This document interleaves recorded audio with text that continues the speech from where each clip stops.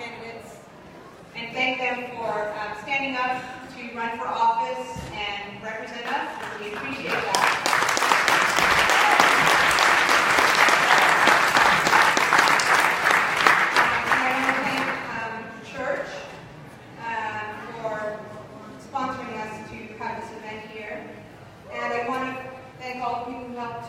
Organize this event. And I also want to thank all of you, all of the constituents, all the people who are here, who are being active participants in our democracy, which is what's going to save us. Tonight's screening, if you want to share that, you can find it on our page. You can also go to social media and use hashtags indivisible OH-12, hashtag OH-12, or hashtag OH-12 forum. And I want to say hello to everyone who's a member of our Indivisible OH-12 group. Can you raise your hand if you're a member of the group? Awesome.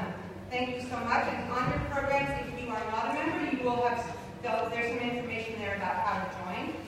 Raise your hand if you're a member of an OH-12 subgroup.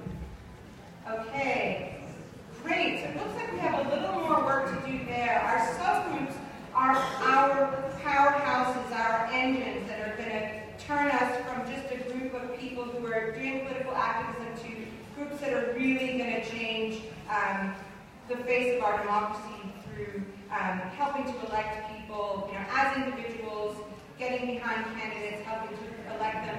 And one of our people who was greeting you as you came in is Barb Clear, and she is our subgroup queen. And if you are interested in joining a subgroup, speak to Barb.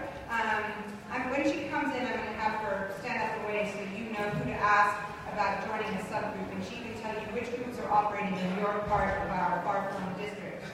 I also wanted to say we are supporting Issue 1. We worked very hard for the fair district.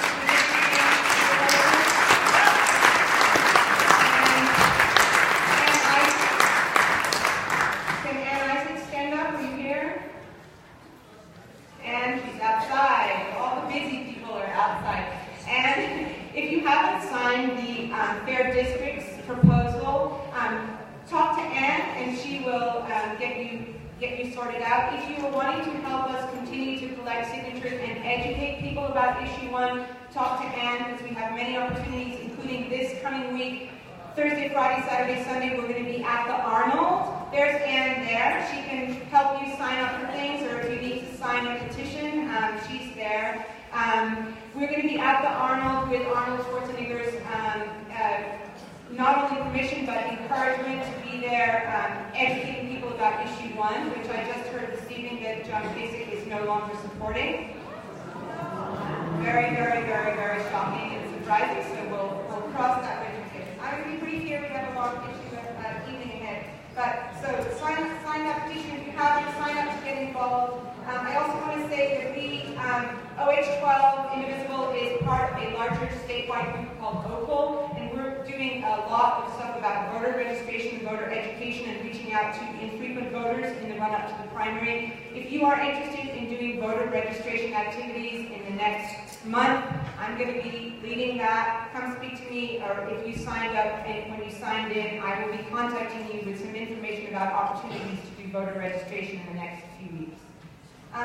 Tonight, we have cards for you to write your questions. Obviously, we won't have time to answer all of them, but we're going to group them by topic and make sure that everything is covered to the best of our ability. We're also writing postcards to Senator Portman about DACA, and there's a table in the corner where you can get postcards, and we'll collect them afterwards. And usually we deliver them, and I'd love it if I had a volunteer to bring those postcards to Senator Portman. Who wants to bring those postcards to Senator Portman? I'll go with you. Okay, good. Awesome. We are going to go, and we're going to deliver those cards, 3 of us. Mary Jane, Lindy, and I. What I'm encouraging you to do, the candidates are here, their staff are here. I'm encouraging you to find a candidate that you like tonight and get involved with their campaign. Sign up, volunteer, donate, hold a fundraiser, go canvassing, knock on doors.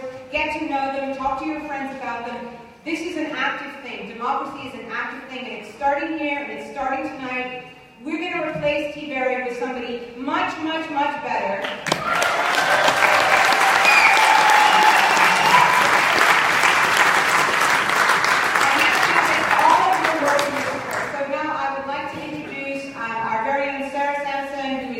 Moderator tonight. Yay, Sarah.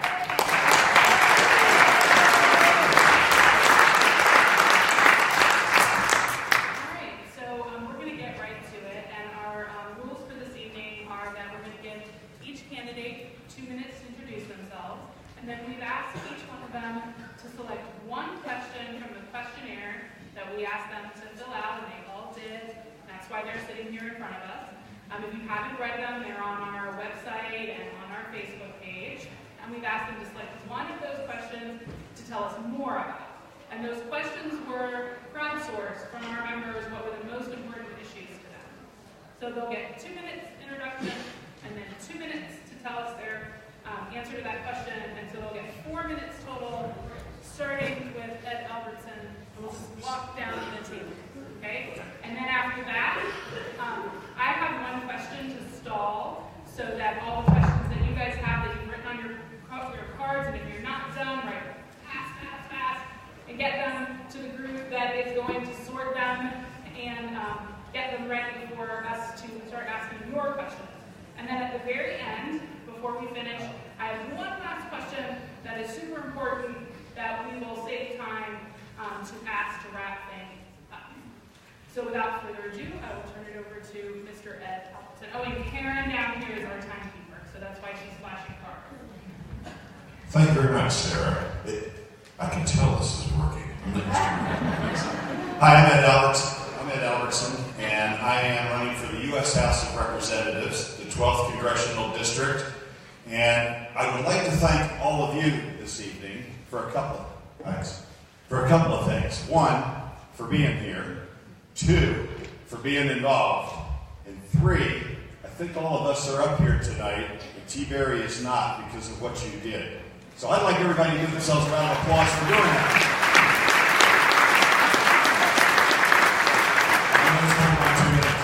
So this is what democracy looks like. And I'm proud to be a part of it. I'm proud to be part of a slate of wonderful candidates up here. And yes, one of us is going to replace Pat T-Berry. I want to tell you a little bit about myself. I'm going to tell you a little bit about why I'm running. I'm an Army veteran. I'm a businessman. I've worked internationally, nationally, locally.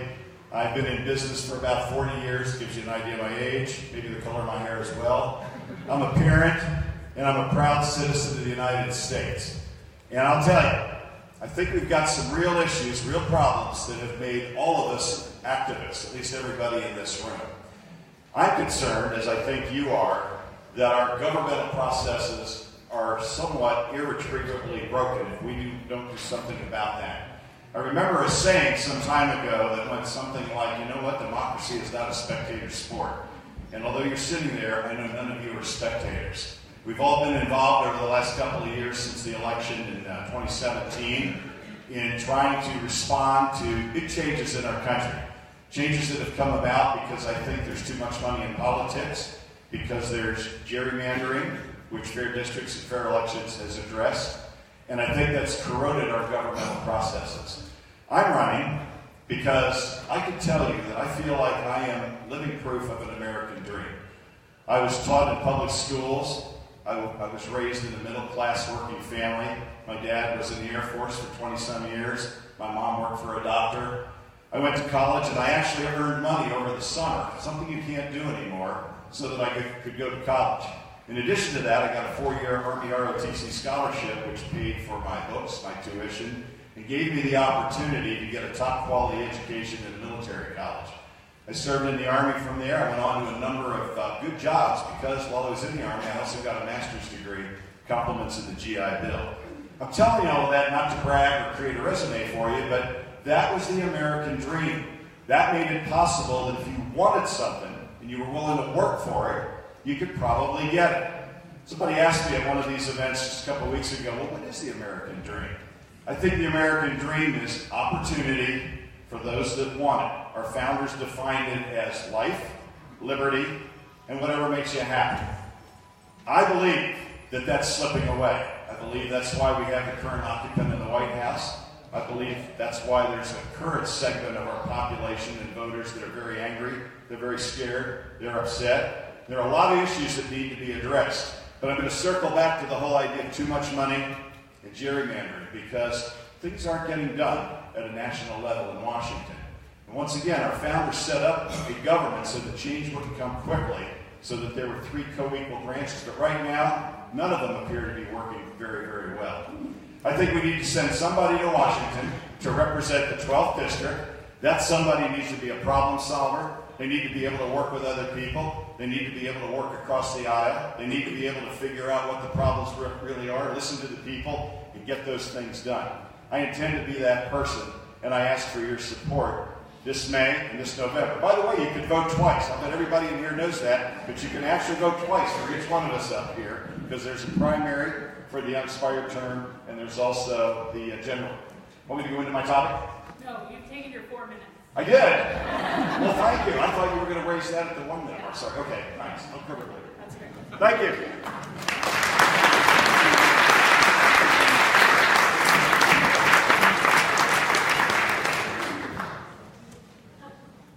My name is Lawrence Cohen. If it's okay with you guys, I'm going to just sit at the table. It's a little tight back here. I appreciate you having me out here. Unlike the rest of the folks at the table, I'm the Republican candidate for the 12th Congressional District. And I'm glad to be here because you all, as far as I know, are constituents in the 12th District. And I'm happy to be here to talk to you. So I want to tell you first a little bit about me. So I'm an attorney. I'm an accountant. I've been a business owner. I've been a business executive for small companies, large companies. I've done business here in the U.S., in Mexico, in Europe, Asia, India. So I've been around the world. I've seen how American companies do business overseas. I've seen how overseas companies treat American companies. And I'm very proud that I've been married to my wonderful wife for 20 years. We've got 3 great kids. One is about to go to college. And I'm a musician. I've played in the Ohio State University Marching Band.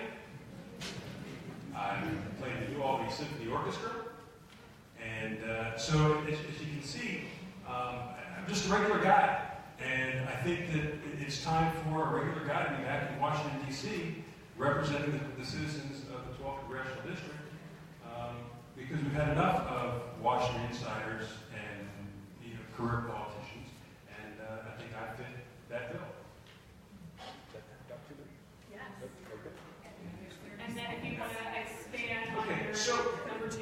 Okay, so I do. I want to also, before I expand on the voters' rights issue, I do want to say one other thing. As you think about who you're going to support up here, keep in mind that one of the reasons that this group exists, and that a lot of you have spent a lot of time outside of Pat Tiberi's office protesting, is because he wouldn't let you in the office to talk to him.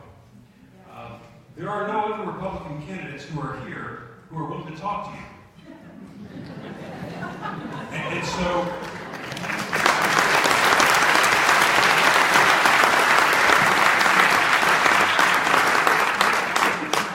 when you think about who you're going to vote for, especially in May, think about who you want on the other side of that ballot in August and in November. Is it going to be somebody who's still going to ignore you, or somebody who's going to give you a seat at the table? So, in terms of voter rights, I think it's very important that voter access is available to everybody. I'm not sure that making it available through the driver registration is the right way to do it. I'm not sure that doing it through registration at schools, because we have too many high school dropouts. But we do have to address that issue. My mother, who moved to Florida 3 years ago, when I went to pull the walking list to go get my petition signed, she's still on the list. So that to me is a problem. And I'm not sure how we address it, but we do have to address making sure that the right people are registered to vote, the right people have access to vote, and frankly, that more people vote. If we get 30 to 50% turnout in this country, that's considered good. To me, that's unacceptable. So We're glad to see you all here and all involved, and make sure your friends get involved as well. And again, at least in May, I ask for your support.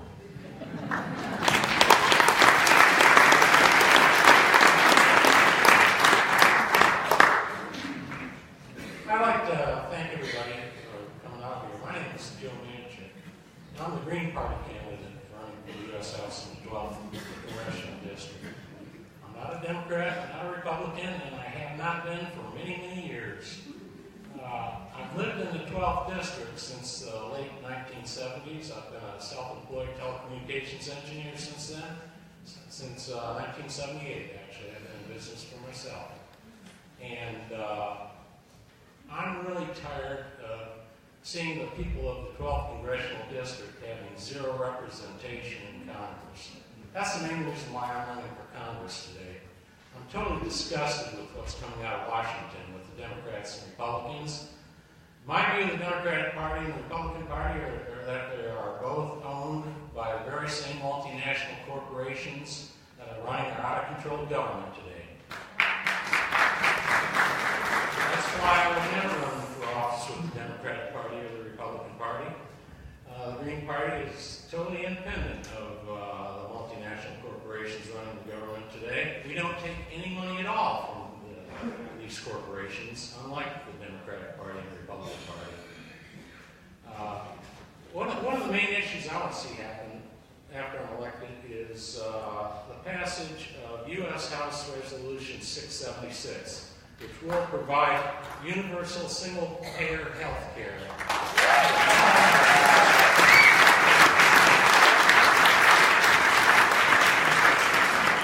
That's one of the most important issues facing everybody in America today. Healthcare should be a basic human right for everyone in America, but sadly, it's not that way. We're somewhat fortunate that John Kasich actually got the expanded Medicaid and Medicare for Ohio.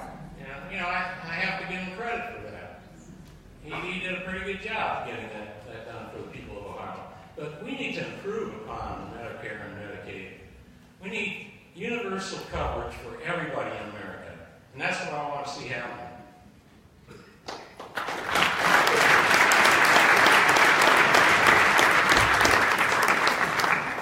Is this one? Good. Well, thank you, everyone, for being here, and thank you to Ohio Indivisible 12 for putting on this forum. This is a packed room, and I think it speaks to the level of enthusiasm that we have surrounding this upcoming special election this year. For those of you who reside in Franklin County, my name is Danny O'Connor, and I currently serve as your county recorder. And it's good to be here at the Universalist Church because this is where I finish every single election day. I start at Whetstone, and I finish here at the Universalist Church because I live just across High Street right here in Clintonville. I'm running for United States Congress because, in my opinion, this is the most important midterm in the history of our country. This is a midterm where we can respond to a type of administration and a type of Congress and a type of economy and a type of governmental system that we haven't seen before. It's an opportunity for us to say, what type of economy do we want to have? Do we want an economy that rewards people to clock in and clock out? Last Friday, I had a chance to go visit with United Mine Workers in St. Clairsville, Ohio. Folks who are facing an issue with fully funding their pension. Think about this. These were people who went underground and extracted stuff from the earth, did things right, and now there's an issue about funding their pensions. The same thing's going on with the Teamsters. It's happened before with the iron workers. We have a system right now where ordinary people are left behind. I've spent my entire adult life, every bit of my adult life, fighting for progressive values. The most important time of my life was spent in the poorest congressional district in the United States. It was in the South Bronx, New York. And in that job, I worked with homeless folks. I worked with veterans. I worked with immigrants. We talk about DACA. I've spent time with the families that are impacted by that legislation. And I've always fought for these folks, and I've always stood for these values. Now, in my time as Franklin County Recorder, I've carried those values forward. I know this last year has been difficult for a lot of folks. Since January 20th last year, things have been fundamentally different. And it's an opportunity for us to reverse the course. Now, as Franklin County Recorder, I've enacted a number of policies in which I've resisted in my own way. One thing I've done for every single employee that I have, I've enacted paid family leave. Because no one who works for me should have to lose their job because of an illness or because of a loved one being sick. We've engaged in creating creative programs that deal with homelessness in conjunction with the City of Columbus. We've expanded opportunity for our veterans who serve us through our identification program. Now, I just got the red card, so I want to transition over to an issue. I'm going to talk about healthcare. Okay. Everybody remember 1992? Bill Clinton said, "Let's talk about healthcare." Yeah, it's the economy, stupid, and let's talk about healthcare. So I think everybody in this room, and myself included, and I'll tell you about this, has had a personal story that has to do with healthcare. I think every person at this table has had a story, every person in this audience. When I was a freshman in college, my mom was diagnosed with breast cancer. And my mom was a retired teacher, had a good union job, has a good union pension, had good health care. And when she was diagnosed with breast cancer, she was able to get the best care in the world. She was able to obtain a new drug that provided her a chance to fight back against breast cancer. And we beat that disease. And she's been in remission ever since. But you know what would happen if Obamacare was overturned? She would have something called a pre-existing condition. And if she didn't have that pension, and if she didn't have the health care that she has, she could be denied health care because of something she had nothing to do with. Those are the people that we need to fight for in Congress. And right now, those are the people who are being left behind. We don't even have a congressman right now in OH-12, right? But come August 8th, or whenever Paul Ryan wants to swear one of us in, we're going to have a congressperson. And I can tell you this, when I'm in the United States Congress, if they're going to go after their health care, if they're going to have to go after your health care, they're going to have to get through me to do it. And I'm not going to let it. I'm going to fight every single day for every person in this district, no matter what their background, no matter what their socioeconomic status, no matter how much money they make. I'm Danny O'Connor, and I ask for your vote. Thank you.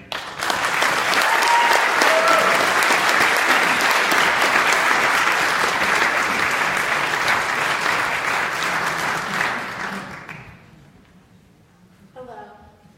My name is Jackie Kenton, and I am running to represent Ohio's 12th Congressional District. First, I want to thank Ohio Indivisible 12 for hosting this event and for inspiring people like me to run for office. Also, my fellow candidates who have gotten to know over the months, who are wonderful people and worthy opponents. I am like any other American. I'm the granddaughter of immigrants from Italy and Ireland, one of which was an undocumented immigrant. I'm a military wife. I'm a member of a Gold Star family. I'm a mother of 2 sons, one 32 and one 12. I'll let you do the math. And nurse, a business owner here in the 12th district, and a concerned citizen who's concerned that the legislation and policies coming out of Washington do not work for all of us. As a military wife and a Gold Star family member, when the rhetoric coming out of Washington is so divisive and frankly scary and irresponsible, I take that very personally. As a nurse, I've worked for 20 years in our complex healthcare system, taking care of people who are affected by the access and affordability of our healthcare. I will fight for single-payer health insurance for all people.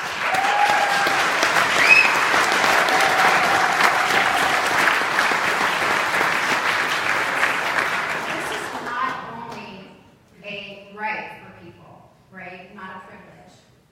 It's an economic issue. And it affects our whole economy.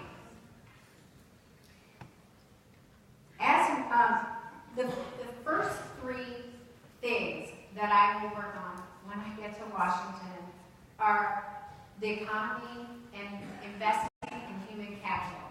That means people. And in jobs for the 21st century.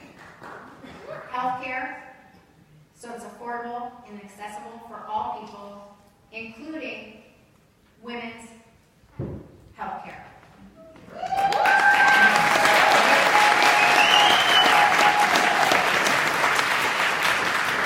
In addressing gun violence as a public health crisis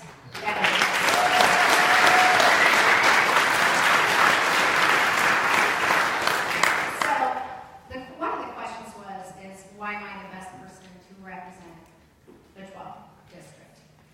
Aside from Doug, none of us up here has a legislative record.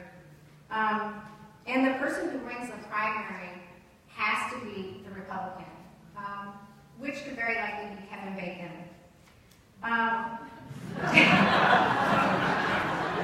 Sorry. Given his record on gun violence, healthcare, and women's issues, I am the best candidate and the only woman to beat him.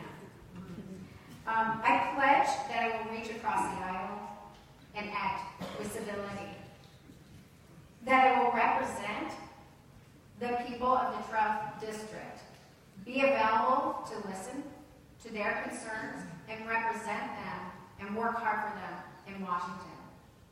I've been to Senator Portman's office and talked to his aide, and it's very frustrating when you have major concerns like the future of our healthcare system. It's on the red card. Is that just 2 minutes or 4 minutes? That's important. Thank you, Jackie. I will work for you.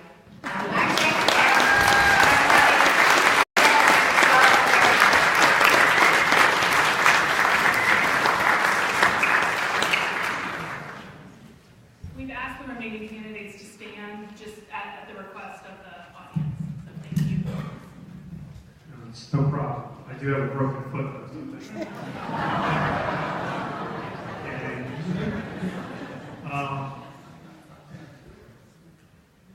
2,242 and 2,424. Those are the days that my two little girls have left to attend a building where they are increasingly more likely to be murdered. Your children are not safe. That's the truth. Lauren's 6 and Logan's 4. I'm married to a wonderful wife, and I cannot believe is still tolerating me doing this. I've never ran for an elected office before. I've never been much involved in politics. There's nothing incredibly special about me. I'm just a teacher. I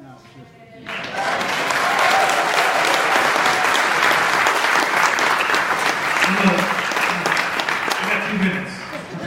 I'm a special education teacher.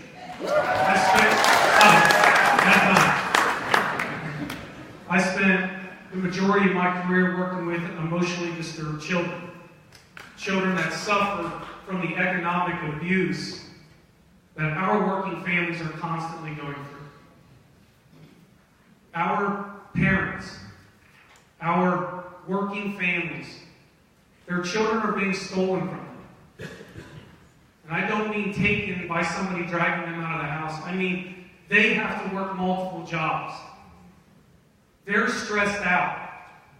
They come home and release in lots of different ways. And they can't be there for their kids. I see it. Our teachers see it. Every classroom, we have children that are suffering. I'm not exaggerating. Suffering from the abuse of not being with their parents. And their parents are suffering because they can't be with their kids. I was going to talk about something different, but I think the gun issue needs to be talked about.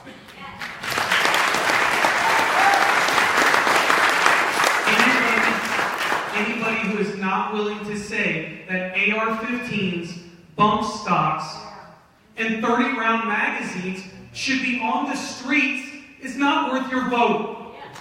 And they're all worth your time.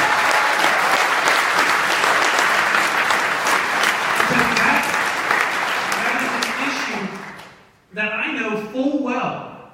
When I walk outside of my classroom, my little girl's room is literally 3 rooms down from me.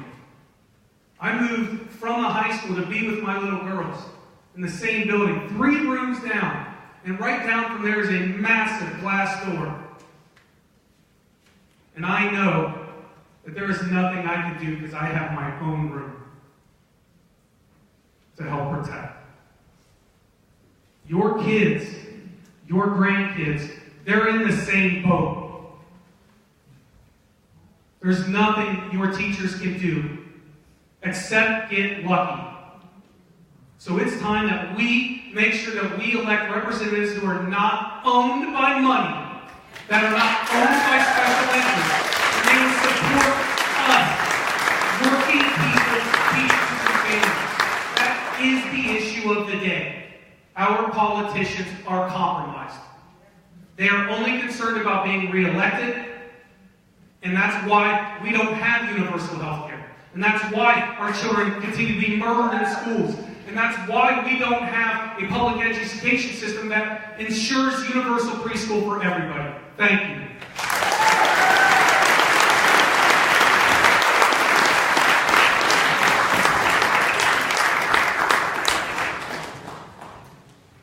Well, folks, Pat T-Berry is out, and it's time to turn over a new leaf. My name is John Russell. It is an honor to be here. It's really exciting. This group is an inspiration. For the last 5 years, have ran my business farming produce and grinding tree stumps in Galena, which is Delaware County. So these are my nice clothes. I grew up in rural Ohio, right? I did 11 years of 4-H, never missed a county fair. I left to earn an ag science degree from Cornell University, and I returned to where I am today to start the business and be close to family. Now, we all have things that drive us, that make us who we are, and for me, that was my experience growing up in a small working class town that was left behind. And it's 3,500 people in the Ohio Valley, and in its prime was a picture of middle-class stability, factories that employed thousands of people, and the wages that were earned there lifted workers up into the middle class, and they sustained generations of my family's own business, right? But when I grew up, it was a different time. It was when factories had closed, and those wages had dried up, and families struggled to find footing. And in a graduating class of 55 kids in my public school, 3 of the guys that I played football with lost their lives to addiction. And witnessing a town go through that woke me up to politics. And it gave me a commitment that I'm going to have long after the results roll in for this race. And it's a commitment to stand up for people. It's a commitment to speak up for workers. It's a commitment to stand with those on the outside of power. Now, thank you. All of us play a small part in making this country live up to its best promises, right? And doing my small part is why I ran for state representative last year. And I'm proud to say in one of the toughest districts in the state, we knocked on 30,000 doors anyway. And because we showed up, because we were honest with people, because we had the right message, we ran in a county, Knox County, a rural county, that went for Trump by 35 points. We ran 7 to 24 points ahead of every other Democrat on the ticket, winning back voters that had been leaving the party for years. And doing my small part continued after that race, when I stood shoulder to shoulder with many of you as we fought for health care that people depended on, and as we won battles that people said we never should have won. Yeah. Tonight, because we're called to do that again, and I'm excited to stand with all of you in the fight of our lives at a time when it has never been so important. So I came here to earn your support. My name is John Russell. I am running with all these fine candidates to replace Pat T-Berry, and I'm really excited about it. What I want to expand on a little bit is healthcare. This has come up and it's relevant to this group. We came up defending the advances that were hard-won and that people really count on, right? So it goes without saying, we have to preserve what is there. We have to preserve the Affordable Care Act, and that's important to me. I started my business and benefited from the 26-year-old provision of that law. It helped me out. But for-profit health care is a mess here. We can all feel that. No other industrialized country pays more for worse results than we do, right? So in Congress, I'm going to fight for universal single-payer health care. We will expand on that later. Thank you so much.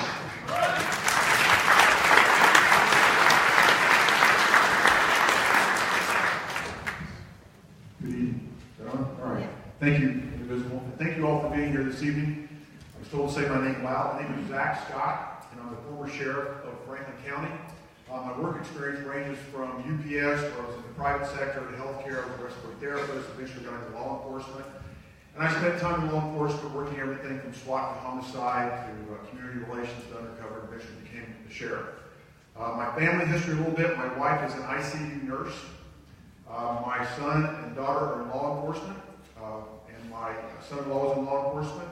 I am a 35-year member of labor and still carry my card today and still pay my union dues. And I'm also a proud grandpa of 3 very rambunctious little girls. So that's kind of who I am. Why am I running? Because Congress is it's broken. It's dysfunctional. I'm not saying anything that hasn't already been said up here. The problem with it is we got way too many politicians. We don't have public servants. We've been a public servant But what we have to start doing is we have to be smart and we have to be problem solvers. All my career, that's what I've done. Solve problems. But we as Democrats, in order to get back in there, to get the House back, we have got to be smart. We got to stay on message. So that's a little bit why I'm running. We've got a lot of issues ahead of us. We got health care. We still got jobs for the 12. We still got issues from DACA. We still got gun control issues. We still have the issues concerning the trade, NAFTA. It's on and on and on. These issues have got to have someone who has experience solving problems. It's not afraid to reach across the aisle. It's not afraid to see opportunity. And there's opportunity right now with the gun issues. I see that coming. So I'm about to answer one of the questions is about running for this position, being able to experience that, to get it, and then to hold it. As a sheriff, I've been mostly involved in the executive branch of government, but also the legislative side as well. I've worked at state levels on legislative problems when it comes to the law. I've been in D.C. I've had roundtable discussions with everyone from Eric Holder to Dianne Feinstein. So I've been there, I've been here, and as a sheriff, I'm also on boards that look over administrative rules, which are basically laws, and with the Sheriff's Office, the Franklin County Sheriff's Office, the largest one in the state of Ohio, I'm the policy writer and maker which actually affects the community. So that's where I feel my experience comes in, to be able to actually step in there and get moving quickly. How do we hold it? This ain't going to be fun, but it's about money. The Republicans are going to raise $35 to $40 million on this race. I want you to think about that for a second. $35 to $40 million. All these candidates up here have awesome ideas. But if we're not smart, we don't raise the money right, all these ideas, it's going to be stalled out. Because we're going to be Democrats in there. They're going to continue to have House representatives going to be just with Republicans again. Now, fortunately for me, we've signed, I can stand up and tell you how many people we've signed recently. We have just signed a week and a half ago the #1 fundraiser when it comes to grassroots digital media fundraising in the country. They did Alabama. They did Georgia. We have the National Campaign Director for those who also signed on with us. We have to raise the money. We have to stay on pace with these, or they will destroy our forces. Sherrod Brown's the last statewide holder we got in the state of Ohio. Think about that. Why is that? Well, we got to be smart. We got to start making sure we're making the right call at the right time with the right candidates going forward, or we won't be able to get Democrats in there. So I'm asking for your support. I've kind of been there, haven't completely done that job. I know what it is to get jobs done because I've been a problem solver all my career. I know how to put a plan together and execute the plan. But I need you guys to make sure that you vote for the candidate that's going to be able to win on the other side, which is coming very soon. So that's why I'm asking for your support and your vote. Thank you so much.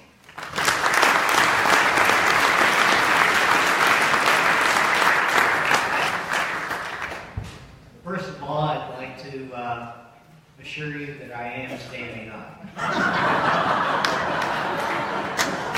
And my name is Doug Wilson. It's great to be sharing the stage with all these other fine people who stepped forward to fill the void that was left when Mr. T. Berry left. Better late than never, right? There is a distinct advantage to going last, and that's that these people have already touched on many of the things that would eat up my 4 minutes. So let's go down a slightly different road if we may. I've been in healthcare since 1973 as a respiratory care practitioner. Dealt with a lot of patients, a lot of difficult situations. I'm a problem solver. I have worked in local government in Delaware County for almost 10 years on the village council in Ashley and as mayor. So I've seen that side of things too. That was a long time ago during Ronald Reagan's time in office. So there weren't a lot of Democrats in office at that time. But let's go down that other road, because everything that's been mentioned goes back to my issue, and that's the funding. And I'd like to start down that road with a verse from one of my favorite poems from Lewis Carroll's Alice in Wonderland. The time has come, the walrus said, to talk of many things, of shoes and ships and sealing wax, of cabbages and kings, and why the sea is boiling hot, and whether pigs have wings. It's all about the money. There's too much dirty money in politics.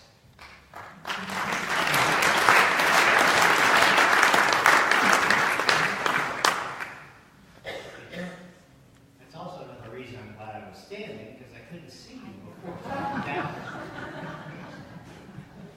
Congress is broken. Of that we all agree. That's why we all gathered here a year ago and offered Mr. T-Berry an opportunity to come and discuss with us our concerns. He didn't do that. Instead, he left in the middle of the term that he had just won. Our Congress is broken, their priorities are wrong. T-Berry was in office long enough to pass the Christmas tax package for the wealthiest 1% of the people and corporations in this country that goes on forever, whether they ever create another job in this country or build another plant or hold up any of the promises to which they were expected. All of us have 8 years. And we get pennies back in taxes, not tens of thousands of dollars. Health care. Universal health care, rebuilding infrastructure, all those things can only happen if we reorganize our priorities. Information on my bio can be found on my website. Please check it out. It's DougWilsonForOhio.com. I thank you all for turning out tonight. To me, you are all citizen patriots because you're here, you care, and you're standing up for yourselves and your fellow citizens. Thank you very much.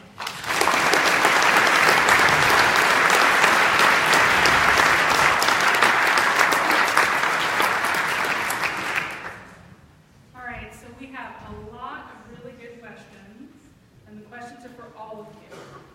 So I'm going to exercise moderator's privilege and do something kind of different. I'm going to ask you 2 questions, and you can choose which one you want to answer so that we can get through more questions. I'm going to read them both, and then you can answer both, or you can answer one in 2 minutes, one in 1 minute, one in the other. Make sense? Sort of? You have 2 minutes. You can answer one question or both. Here are the questions. What do you think you can do to help bridge the racial, cultural, and socioeconomic divides that affect our district? And then the second one is, the failed war on drugs has resulted in the mass incarceration of people from poor and minority communities and those with addiction and mental health concerns. What would you do to reform U.S. drug laws, particularly felony convictions for minor drug possessions that have led to mass incarceration? All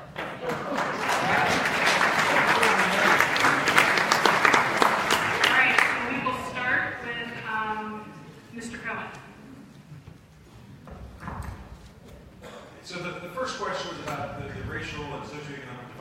district. And so two of my opponents on the Republican side had a good hand in drawing the boundaries of this district. And they're running for this seat right now, and they were in our Ohio House of Representatives and when the boundaries were drawn. So, yeah, it's an interesting district to say the least. It goes all the way from Zanesville up to Mansfield, and includes places like New Albany, Dublin, and Burlington. And so I think what you have to do is you have to get out there and you have to talk to the people like I'm doing here tonight. You have to be able to go where they are. I know part of what you guys were asking for is town halls, and I would pledge to have town halls probably every other month in different parts of the district so that everyone has a chance to come out and talk to their representative. So I think that's one of the ways that you can try to do it. And obviously there's not a lot of diversity up here on the stage, so that does present a problem for a lot of the minority voters. But I think that we have to do what we can to do that. The second question was about the drug problem and Mass incarceration. Yeah, so that's a tough one because I think that with a lot of the laws that we have in the books, we have to enforce the laws, and I think we've got the former sheriff here will tell you we've got to enforce the laws that we have. Is it a good idea to have laws on the books that incarcerate minor drug problems when we have a lot of bigger other issues to deal with? I'm not sure that it is. But exactly what we do about that, I think we have to study that problem. We have to look at what we can do. I mean, that gets into the whole idea of the whole prison complex and where is our money as a country best spent? Is it best spent incarcerating people like that, or is there some sort of rehabilitation that can be done? My brother happens to work in a drug rehabilitation as a clinical director for a drug rehabilitation center, and so I know that there are things that we can do to help out in that area. Thank you.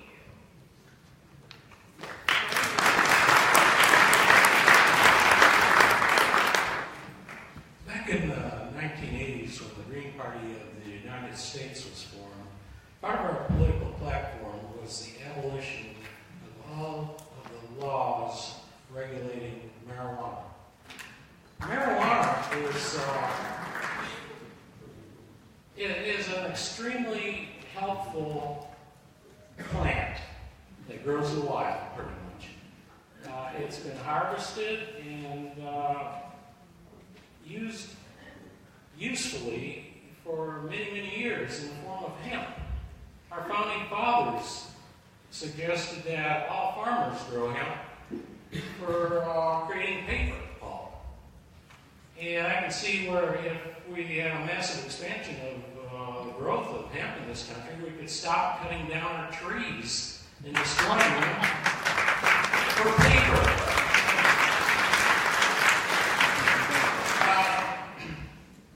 This comes to the mass incarceration of people who have been jailed for years for possession of marijuana in some states.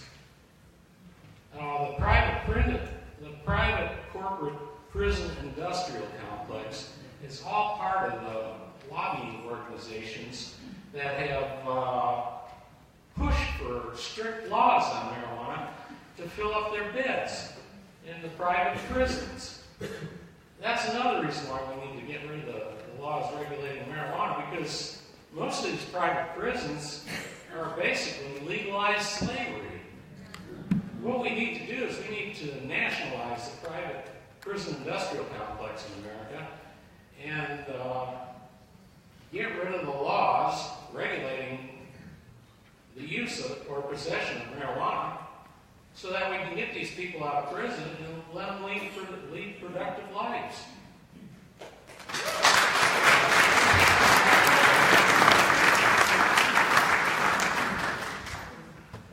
Regarding the first question, how many folks know that this is the wealthiest congressional district in the state of Ohio? A good number do. I mentioned before that I spent some time in my life in the poorest congressional district in the United States. I serve the largest county in the state of Ohio and the county that makes up the largest percentage of the vote in this upcoming election. I grew up in the reddest of red, I think the third reddest county in the state of Ohio. So when we talk about how we can bring folks together, I think it's by, like has been referenced, going out into the community, having discussions, saying to folks, I understand that when you sit down around the kitchen table at night and you figure out your bills, and you try and pay your mortgage, and you try and save for retirement, and God forbid you go on a vacation, which it seems like folks on the other side don't think anyone should be able to do, but you go on a vacation 2 weeks out of the year. The people who sit down, it doesn't matter if you're a Republican or a Democrat when you sit down around that table and you have those issues. When you discuss things, we talk about issues relating to gun safety. Where I grew up, folks don't like gun violence any more than we do in this community. But it's an issue that plagues folks no matter what their background is. And I think this election is an opportunity, especially where it is on the ballot in August, for us to have a dialogue on how we can bring this country together. And it starts with this community, because we look at the economic issues that are at play. We see the income gap growing. We see middle-class wages being stagnant. I think if wages grew as fast as the economy, as fast as the stock market has, I think everybody would be fine. But we haven't seen that to be the case. And so more and more people are feeling the squeeze. I read something today. It said healthcare premiums are up 18% in the state of Ohio since Obamacare has been attacked by the current Congress. We need to fight back against that, because people who I referenced before, whether they're in Mansfield, whether they're in Muskingum County, whether they're in Delaware County, whether they're here in Clintonville, when you're sitting around that kitchen table, you should have the right to economic security, you should have the right to health care, and you should have the right to a decent retirement. And that's what I'll fight for every single day in the United States Congress, and that's my track record as your reporter. Thank you.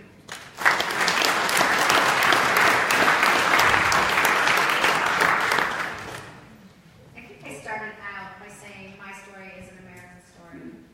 It started with my grandparents and my grandfather, who worked in the steel mills, a good paying union job, a good pension that allowed the next generation of our family to move into the middle class. I told you that my sons are 30 years apart, 20 years apart. My son's 32. I had him when I was a freshman in college. I was on my parents' health care plan, and it didn't cover maternity care. So my dad said we were going to go downtown, and we were going to sign me up for Medicaid. I was mortified. And he said, I've paid into this my whole life, and it's there for people when they need it. I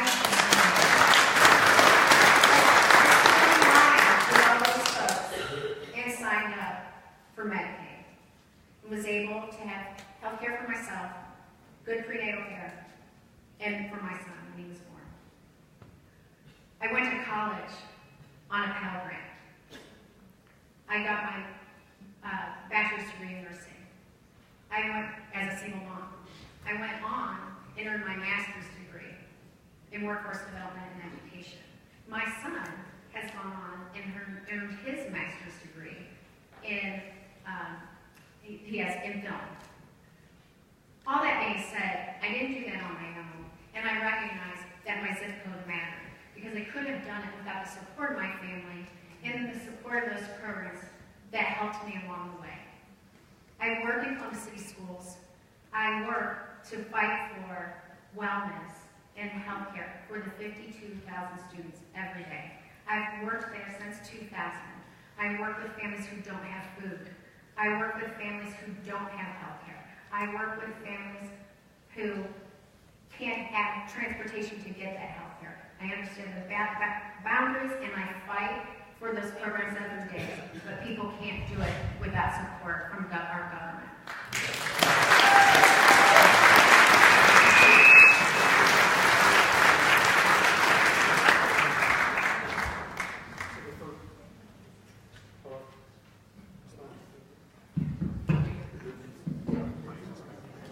So the first question is about how we bring people together. Spending most of my career working with emotionally disturbed children, empathy is lacking in many children who have situations of dire economic abuse and economic need. It's hard to have empathy for other people when you don't have any food. It's hard to have empathy for other people that are different than you when you can't get a good job. How we bring people together is we have to start thinking bold. bold ideas, big ideas. We need a public works program that builds universal preschools everywhere. We need to retrofit the country with solar panels. These are the kinds of things that people can see and they can do. You call it build. In Johnstown, where I used to teach, that's students of mine on my track team that I used to coach. They would go up to Michigan and with their build project, they would build houses or parts of houses for people that needed it. When you build, you bring people together and unite because they can see it. When it comes to the other question about mass incarceration, if you're not a violent person, you should not be in prison.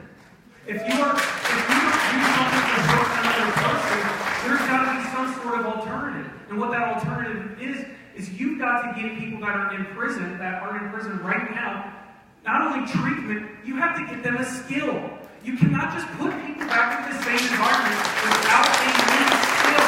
The person has the same situation where things happen. And you perpetuate the problem. So of course, we take marijuana from the Schedule 1 drug and move it down. Marijuana doesn't kill you. Alcohol does. Marijuana doesn't kill you. Cigarettes do. And you can find them at the golf course. I mean, I love golf, but I need beer to get me through it. I've had 2 kids. My golf game sucks. There's no reason that marijuana needs to be a Schedule 1 drug.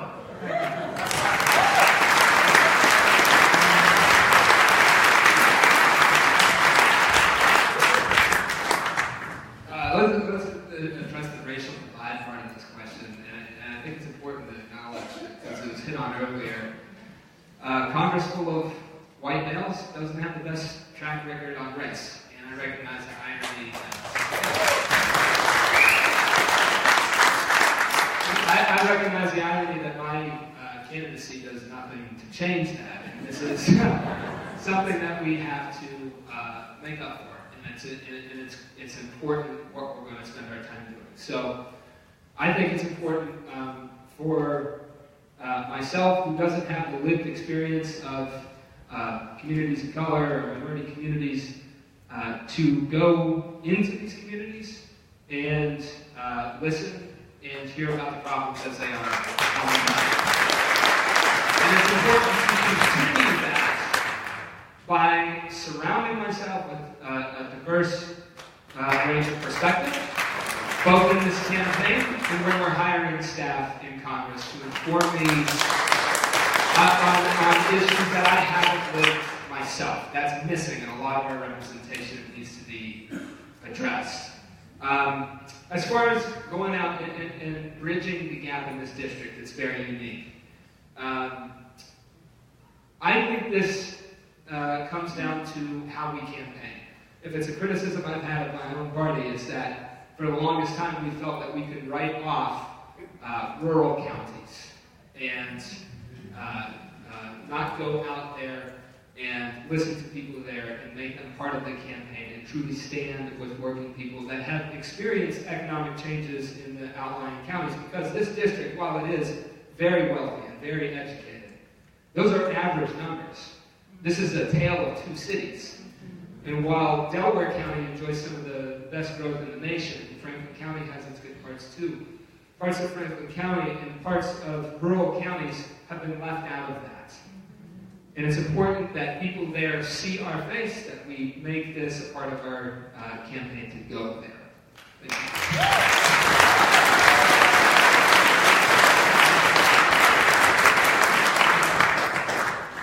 Concerning the racial divide, one of the things that I did when I got first elected as a sheriff, well, several things, but one of them was that I made sure that we had a full-time EEO officer.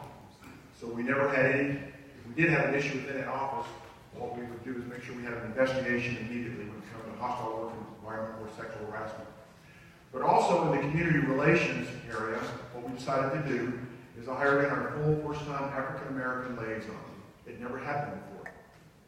I hired in our first LGBT liaison. We never had one of those before. I hired in a Somali, who was a gentleman who was going to be our liaison for a Somali community. We also hired a Latino individual who was going out to the communities to make sure that all these communities that we're talking about that feel that they're not a part, we actually made them a part of our community, the sheriff's office. What we also did is we put together an advisory board. So that way you could come in and sit with the sheriff, with the chiefs, and actually have a conversation about what your community was feeling and what your community wanted to talk about. And I made sure that all these communities were invited and felt part of it. Now, what happened out of that is we had an uptick. I want to say in some of the different categories, up to 25 to 30% increase in applications. So people weren't coming in and wanting to actually get a job, actually felt comfortable with the sheriff's office. So I'm very, very proud of that. When it comes to incarceration, at the Franklin County Jail, the daily average population in Franklin County Jail is around 2,100 inmates. That's here in Franklin County. 2,100 inmates per day. I've seen it as high as 2,600. Now, almost 30% of that is people who have some type of mental disability. The Franklin County Sheriff's Office is the largest mental hospital in Central Ohio. It's almost 600 inmates in there that have mental capacity. So, in order to cut down on some of this, we got to start funding. We got to start funding our mental health issues.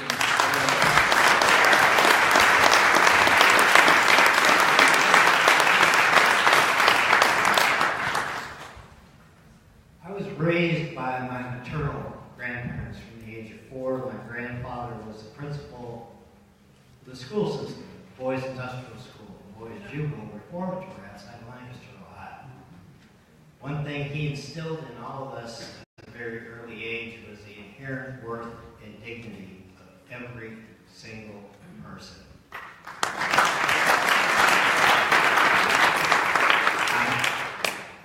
This is going to the first part of the question. When I was growing up, we knew our neighbors. We'd get out. We'd go to community events. We'd interact with our neighbors. We'd approach strangers. Say, hi, how you doing? Where are you from? We need to restore that sense of community. That helps bridge the gap between different groups in our communities and within our district. And we need to start doing that a little late tonight, but we can start it tomorrow. Okay? So that's my challenge to all of you. No nonviolent offender should be incarcerated. There should be diversion programs and programs for drug offenders and for other nonviolent offenders.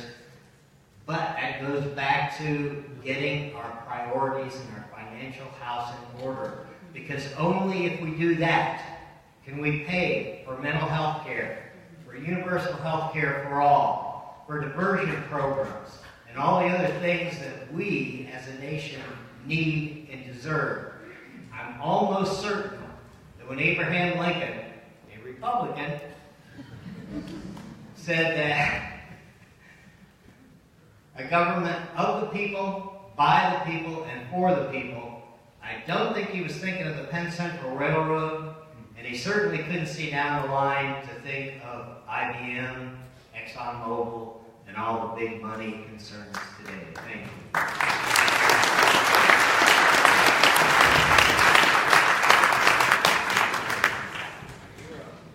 As an Army veteran, one of the things that I took away from my military service was how people relate to each other when they have a common goal, some common ground.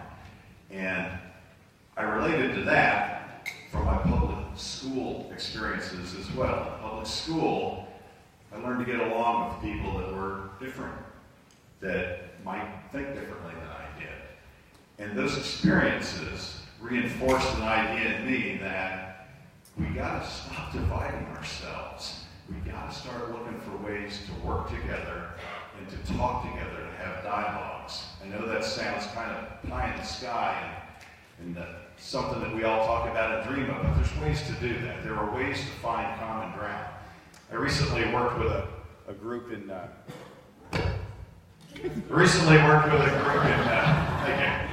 Newark, Ohio, on transportation, and we've been struggling with this problem for 14 years. And what I do for a living is I facilitate discussions.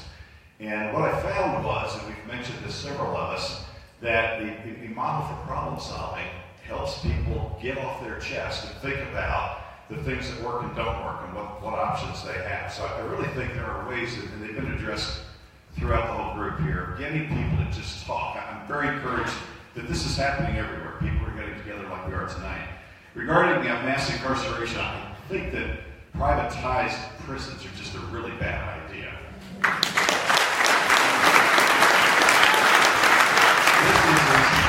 Businesses are in business to make money, and as one of my colleagues has referenced, that's how you make money. You fill them up. But I happen to have a client, I won't mention their names, it's probably not nice to mention them up here, but they actually make track and trace devices. The technology is there for nonviolent offenders. If we want to know where they are and what they're doing, we can do that without spending a lot of money on prisons and filling them up. And of course, with the number of programs that are available and should be expanded. Thank you.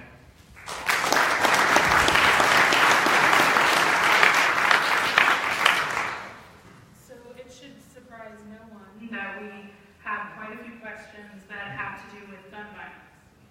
So I'm going to amalgamate them together and then also give you all an opportunity to make any pledges or promises relating to things like taking NRA money, banning bump stocks, assault-type rifles, or arming public school teachers. So arming public school teachers, NRA money, bump stocks, and assault-type rifles or guns or weapons. So I would like to hear from you, each of you, what actions you would propose to protect all of our children, and I'm going to add everybody, not just our children. I want our children to be protected, but I would like everyone to be protected in and out of schools from gun violence. And we'll start with you, Joe, and just work our way around the table. First of all, I will never take any money from the NRA.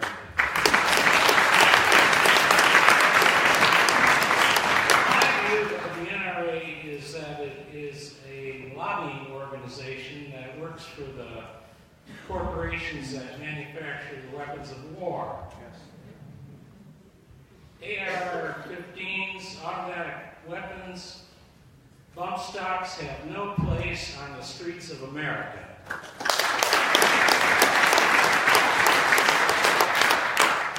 We need mandatory background checks for all gun sales.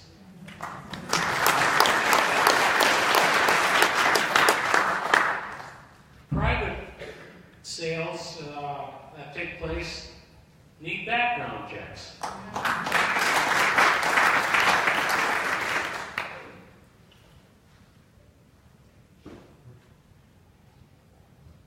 We need to end America's wars for oil. And that's basically what the NRA is all about. It's about pushing weapons of war onto the American people to divide us with the ugly events that we've seen lately in schools across America. The only way we can stop this is to get the weapons of war off the streets of America. Thank you.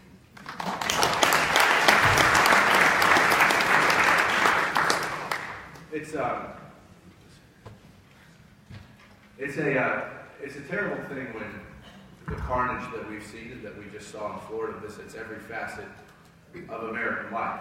And we can't always identify the exact root cause, but it does have to do with our gun laws. The first thing that folks talk about whenever there's some type of massacre, which is what we've seen in massacres, or some type of massive amount of violence, is folks talk about mental health. And mental health is a problem, but mental health exists in every country. Mental health problems exist all over Europe and Australia. We're the only country where assault weapons are readily available. We're the only country where these weapons of war can so easily fall into the hands of people who want to do bad. I will not take a dime from the NRA ever in my career.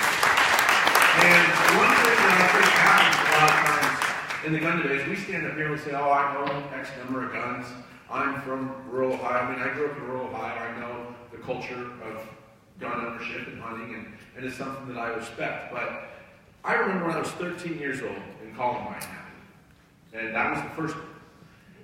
And I remember the next day being afraid to go to school, right? And I'm sure some of you in here have kids who asked after Parkland, Mommy, Daddy, Grandma, Grandpa, is that going to happen in high school? I'm scared. And And that's okay, because I remember as an adult after Virginia Tech, I was afraid to go to class. And I remember after the movie theater, I was afraid to go watch the movie. And this should not happen in this country. Little kids should be able to go to school to make friends and to learn and become productive members of our society. And to those little kids who are scared, and to anyone who's an adult that's scared, I can tell you this. The NRA is going to spend $4 to $5 million on this race over the course of this summer.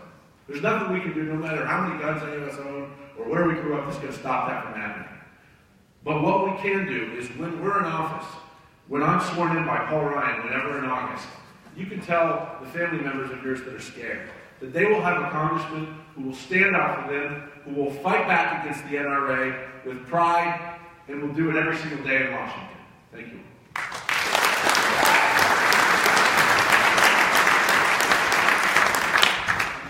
First of all, Congress needs to enact comprehensive gun law reform now. We need to do their job. I mentioned earlier, this is a public health crisis. We need to, and we know it's a problem. We need to fund the research and allow CDC to do their job.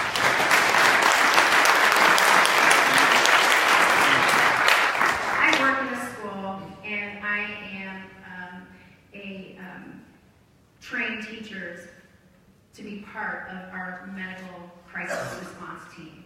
And in that training, we teach them to put tags on people's toes, green, yellow, or red, as to who is not savable and whose lives we can try to save.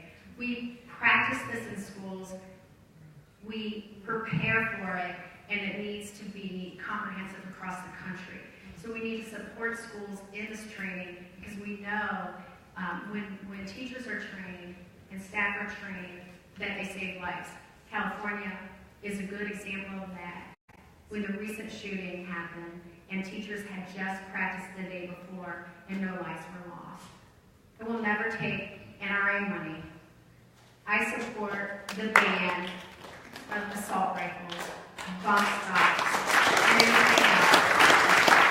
And legislation for people who are gun owners to be responsible gun owners, that they need to keep those guns secure and out of the hands of children and other people who might commit crimes with them. And if they don't, then they need to be held accountable for it, just as if you're held accountable when you drive a car and you hurt someone with it.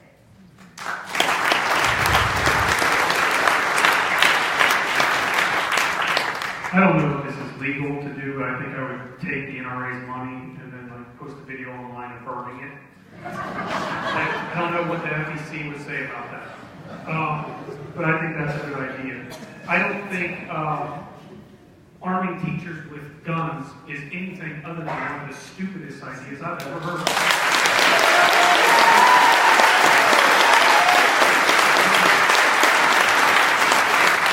Let me explain why. I'm sure the sheriff could help me on this as well. A police officer, it's difficult to use a sidearm to stand and hit a target that's all the way at the back of that room. That's very difficult to do. It takes lots of practice, hours and hours of work. Now, when you put somebody in front of you with an AR-15 firing, your hands will shake. You have no chance whatsoever of shooting that person, but they have a very good chance of shooting you. And that's why those 4 police officers sat outside. They knew it. And what's hard to say is they should have gone in. They should have gone in. But I empathize for them because they knew. They knew that there was nothing for them to do. And then I empathize because they realized that day that they were cowards. And you can't prepare somebody to be a coward. You don't know if they will or will not be that way. Soldiers, police officers, teachers, we're making people decide if they're going to be cowards or not. You don't know how somebody's going to respond until that issue happens. Can't put a gun in a teacher's hand. We're not good at shooting. Good at teaching. I put a 25-minute video online. If you go to my Facebook page, you can watch this. I've got a 25-minute plan of how we can start solving this problem. that starts solving this problem. And a big part of it is many, many people aren't happy. They're not happy. Happy people don't shoot children.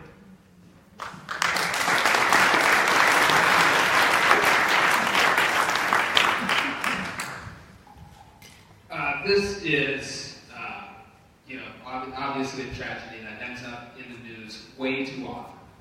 And it is unthinkable that it could happen to any one of our loved ones, that they could go to school or work and not come home from it. And the worst part of that is this is preventable.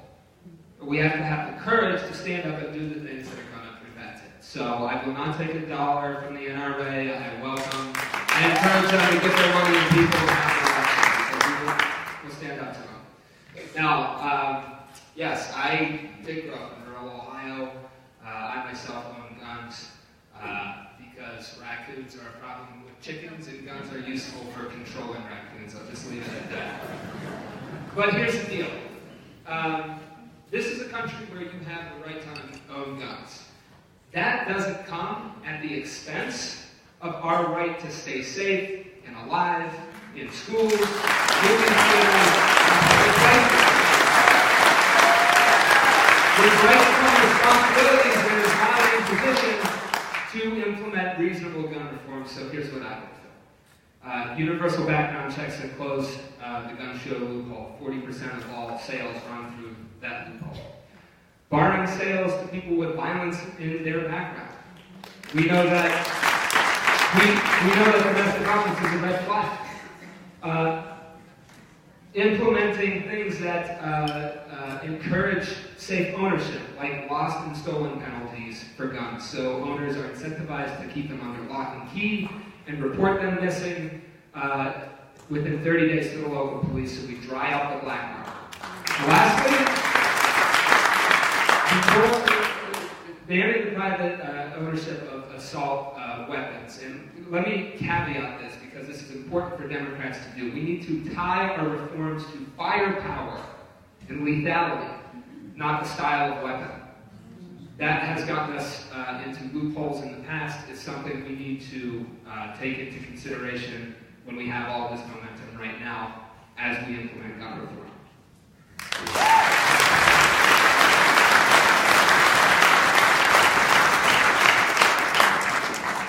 Well, I'm not taking any money from the NRA as well, so everybody's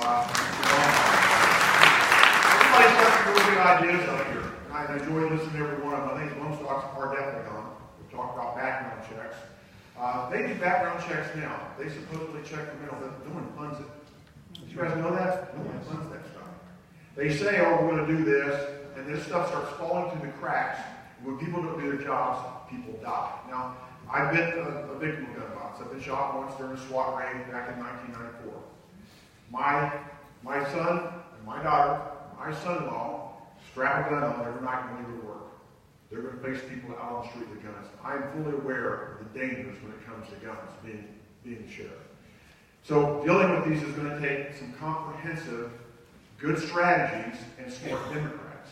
We're not going to get done with Republicans. No disrespect, Lawrence, but it's just not going to happen. They're not going to stand up for it. So the only way that we're going to get true reform is if we get Democrats there who are willing to make sure we get true reform. When it comes to funding these situations and holding people accountable when they drop the ball. And we've had recently a string of people dropping the ball from the FBI to those deputies, and they've cost our kids' lives. I could go back to Texas, the Air Force not doing their job. People have got to start being, we got to get gun reform, but people got to be held accountable when they don't do their job. And there's got to be some level of punishment when someone dies from people not doing their job. And that's something I will push for once I get to Congress. Thank you.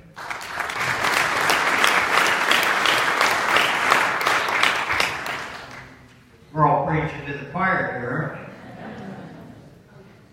We all want reasonable, responsible reform for this current situation, which is unacceptable. How many out there have access to the internet? Almost everybody. Look it up. The NRA is actually classed as a non-profit organization and not taxed. How many of you who have access to the internet knew that? A few. I'm impressed. No, I will not take a single dollar, a single dime from the NRA. My wife is a public school teacher. My 2 daughters are public school teachers. All of you that have the internet, please go on there and look up the safest school in America. It's a short little video that was on last week.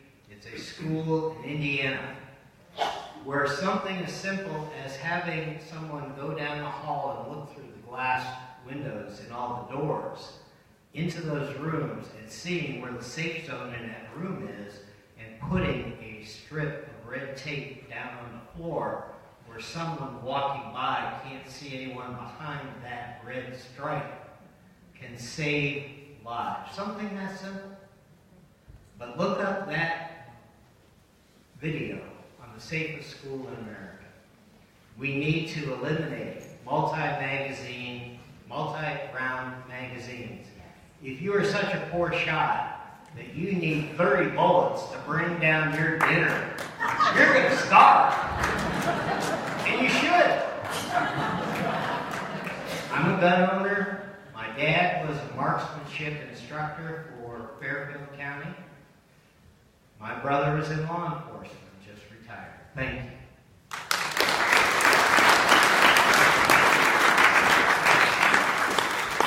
We are indeed preaching to the choir. And I learned how to shoot as a Boy Scout. I was an Eagle Scout. I learned how to shoot in the Army. I own firearms. But what's going on right now is just senseless. 95% of America wants background checks. But here's why they aren't happening. Rob Portman got $3 million from the NRA. Yeah. Donald Trump took $30 million from the NRA. So that's why thoughts and prayers get offered. That's why crazy ideas like, let's arm all the teachers. That's more gun sales, by the way. Yeah, that's wrong. That's wrong. Obviously, bump stock's got to go. I agree. When you talk assault rifles, we got to be careful because I got a BB gun that looks like one. Bad choice on my part. But I do. But it's the firepower that we got to worry about. We got to worry about weapons that are being created by gun manufacturers that are designed with one thought in mind, and that's to kill a lot of people fast. High-capacity magazines combined with high-velocity rounds are, for one thing, to kill a lot of people. That's not a sport weapon. That nobody needs that, and I'll stand by that. There's one other thing that I think we can do. The product liability laws do not apply to gun manufacturers. Yeah, you could sue a ladder company because you stood on the wrong step because you were stupid and did not read this is not a step. But you cannot sue a gun manufacturer for creating a weapon that a young kid bought at 18 because it's legal in Florida to buy that style weapon at 18 and go in and kill 17 people.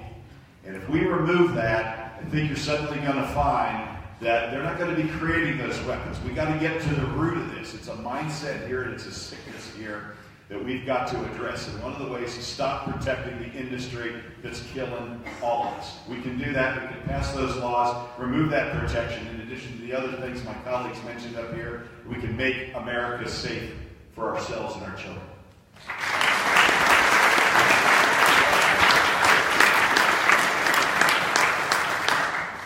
I haven't taken any money from the NRA either, and don't plan to. I mentioned earlier that my brother was a clinical director of a drug rehab center in Boynton Beach, Florida. About 6 years ago, he moved to Boynton Beach from Parkland. My nephew would have been a junior at high school. Nicholas Cruz was captured in the neighborhood he used to live in. So that one hit very close to home.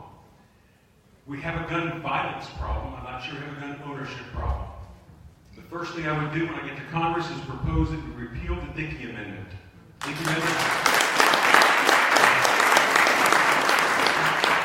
The Dickey Amendment passed in 1996 prevents the CDC and the government from funding research into gun violence.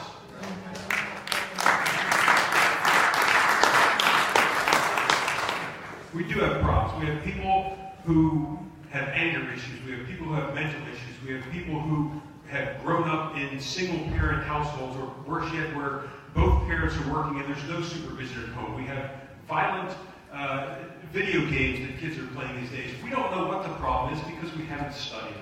So I will vote to remove bump stocks. That's a no-brainer.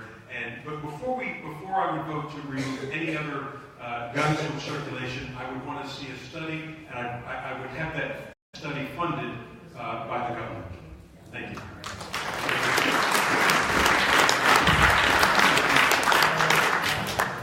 All right, so we might have time for 2 more questions if you all answer very quickly and don't take the full 2 minutes just to talk. So the next question, and we'll start with you, Danny, is what specific steps should Congress take to protect future elections from interference by hostile or even friendly foreign governments? Yeah, that's a great question, and it's a timely question. One of my roles as Franklin County Recorder here in Columbus is to serve on what's called the Data Board. And just this past week, in my capacity as a voting member of the Data Board, we voted to give our Board of Elections $110,000 worth of new security to protect our electoral process from any type of interference, any type of hacking, any type of outside entities from getting in. I actually had a letter to the editor published today in the Columbus Dispatch talking about why it's important to have automatic registration. I know that doesn't necessarily go to the issue of the hospital system because it's timely.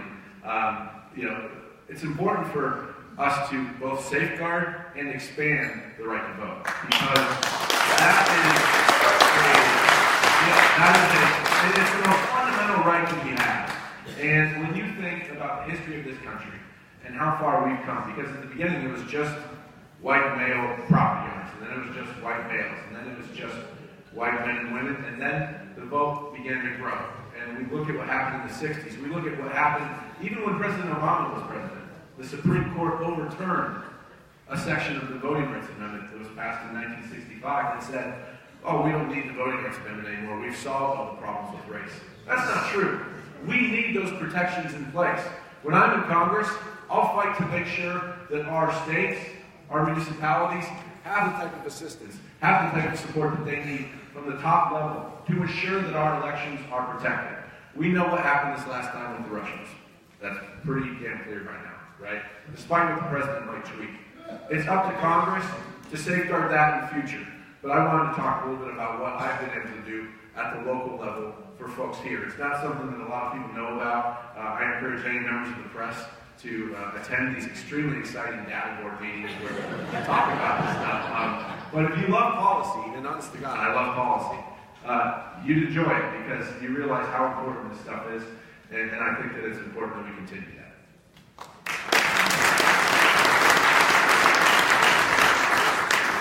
Thank you, Danny. I'm glad to hear that's happening here in Ohio. The federal government needs to help states protect our voting by investing in cybersecurity, machines with paper backups, and audits. We also need to put some resources to protecting our country against cyber attacks from outside foreign governments. Although it wasn't weapons that were used, it's just as dangerous because it gets at the fundamental of what makes this country great. Redistricting lines. Politicians are picking voters, voters aren't picking politicians. And individual development is very involved in that area. And that is to show you when citizens get involved and stand up for our rights, what can happen. And thank you, all of you, for doing that. Voter access. We don't need to be restricting voter access. We need to be expanding it. So whatever we do, we need to make it easier for people to vote as opposed to making it more difficult. So more Americans are represented and all of our interests are taken care of.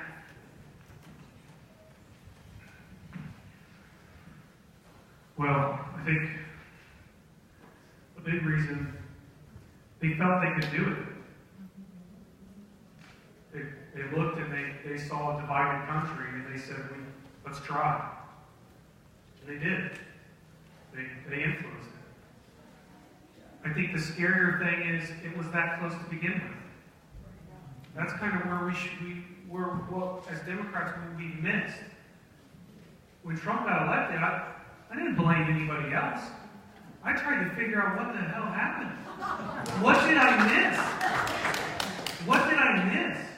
Even if Russia had done it, which all the evidence is saying, yes, they have done it. Even if that is the case, the fact that it was so close should shock us. And the issue, so we've missed something. We stopped talking to working people. We have. We stopped talking to the people that voted for Trump because they feel it. They see that their jobs are being automated. They see it. They see their friends and families and neighbors not having a place to go. They see that their bank account can't ever get in the black. That's happening. But another thing we can do is those voting machines are old. Have you looked at them? They are really old. It's probably pretty easy to hack into that. A high school kid could. Like, we need to update that. It's 2018. They're old.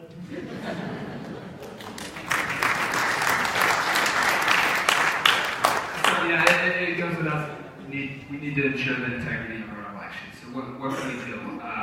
When we're in Congress, we can make sure that federal funds are available to stand behind the Board of Elections to make the changes necessary to get us to machines with paper ballots that have auditable trails so you can go in there and actually see what happens. So that's number one. Secondly, when we're talking specifically about this Russia issue, we're talking about tech companies that have nearly monopolistic power on the media that we consume right now. I would hold hearings on how exactly they use that to their advantage to sway enough votes to steal an election. There needs to be accountability on that front. And continuing, I second John's point. One thing that we can all do right now in this campaign is recognize that people have lost trust in their politicians, and that's because they feel distant and removed from their politicians. So what I'm going to do is build the best grassroots campaign in the state, in the nation, and go out into every corner of this district to establish a person-to-person channel of communication with people who question and don't have trust in their representatives. I think grassroots, person-to-person politics, free from corporate money, is the antidote to the trust that people have lost in politics. We can fix that here.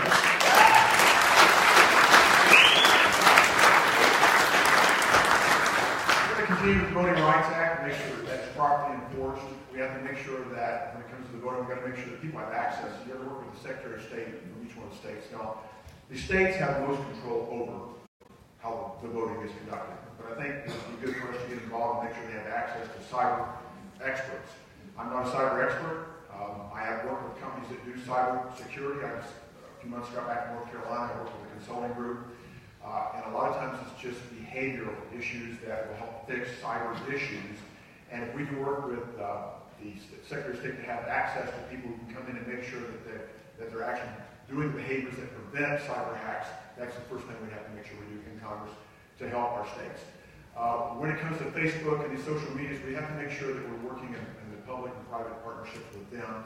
A lot of misinformation gets put out there. That's a lot what I'm hearing what the Russians were doing, putting it on a regular basis. So the ability to work with these different, from Google to Facebook to YouTube and all that, that's something we need to do in Congress to make sure that we set up liaisons with them to make sure that they're getting the resources they need and that we're all sharing information so we can know exactly how to deal with these types of situations. Because they're going to continue doing it. They're not going to stop.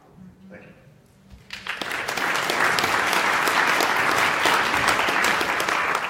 Sarah, you asked us to be brief if possible. I think I can be. Everybody's talking about cybersecurity, technology. Everybody out there has got one of these. Everybody sent a text, and the minute you hit that send button, auto-corrupt put something completely different out there. Here's an idea on safeguarding and protecting our electoral process. Turn the light back on. That'll help. Illumination is important. To safeguard our electoral process, let's get away from the 21st century and go back to a paper ballot. We don't need a machine that can auto-corrupt and change it at the last minute when you file that vote. What about a good old-fashioned paper ballot? I've seen many poll workers here come in tonight, and I thank you all for your service. And many more of you, I'm sure, would volunteer if you knew that it would safeguard the process that we all hold dear. Thank you.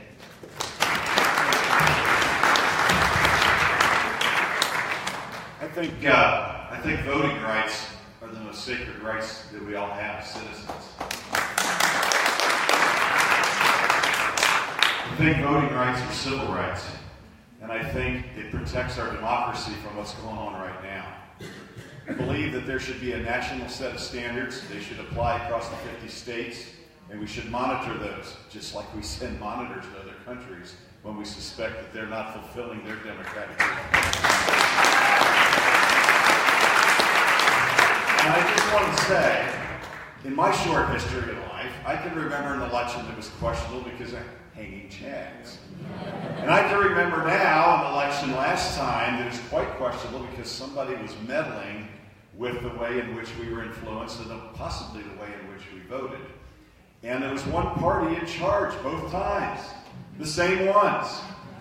I have a little suspicion myself. I don't want to be conspiratist here, but there seems to be some meddling going on with our democratic process. That same party is the one that tries to suppress the votes. It's the same party that overturned the Voting Rights Act.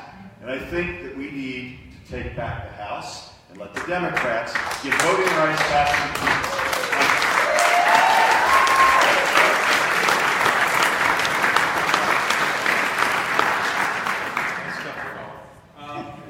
So I think that, in terms of the voting machines, I'm not sure there's a real problem there. I think where we need to concentrate, is the social media. I think a lot of us are too reliant on Facebook and Instagram and Twitter, and that's where, you can clap that's where, the Russians had their influence on our election.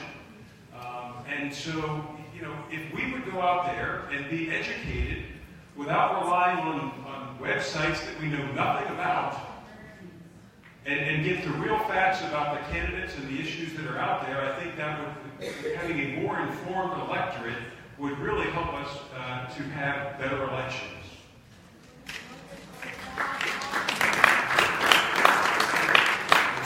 The other thing you have to remember is that this last election, Pat Tiberi received 2/3 of the votes in this district. Part of the reason he received 2/3 of the votes in this district is because two of the people running against me drew those lines. So if you want to see those folks, in the election in September, in August, or in the fall, in November, they might be there unless I get some support. So I'd like to see you guys back me in May. Thank you.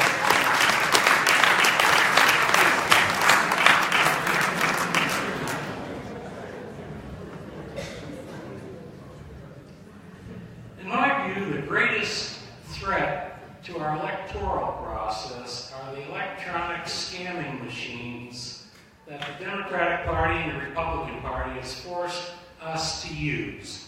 We need to get rid of those electronic voting machines and the paper ballot scanners that can be easily hacked. When I'm elected to the U.S. House of Representatives, I plan on sponsoring legislation to completely eliminate all the electronic voting machines, electronic scanning devices, electronic paper ballot counters, electronic anything associated with our electoral process. We don't need it. We are Americans. We can count our own votes. What I want to see happen is I want to see everyone start using paper ballots that are hand-counted in a public forum that anyone and everyone can attend, just like this.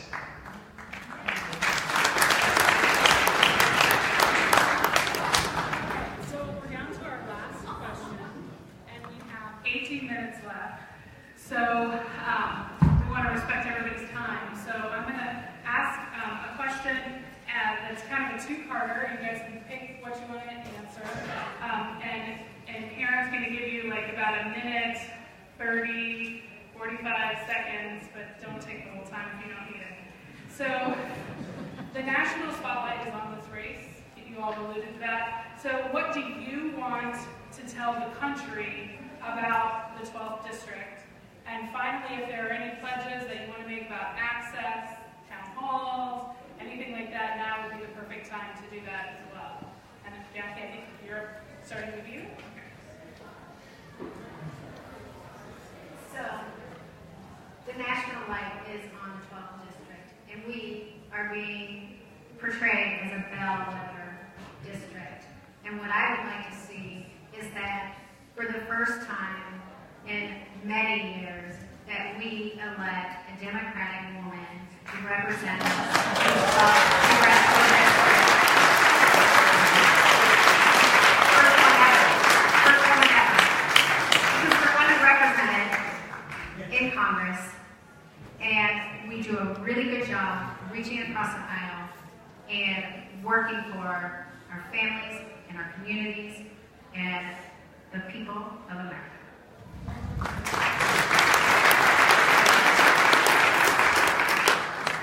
I've had the pleasure to get to know Jackie just a little bit from the time that we've been doing this, and I really like her. I think if she were to win, I think she'd be awesome. I think that we're just good people. I mean, most of us are just really good people, whether you're from Johnstown, the country where I taught, or from Newark, or, the northern parts of Franklin County, Marion. I mean, we're a kind of a microcosm of everybody. Thanks, Republicans, for drawing a district that is America. I mean, it's good, it's okay. We can win it. I really believe that.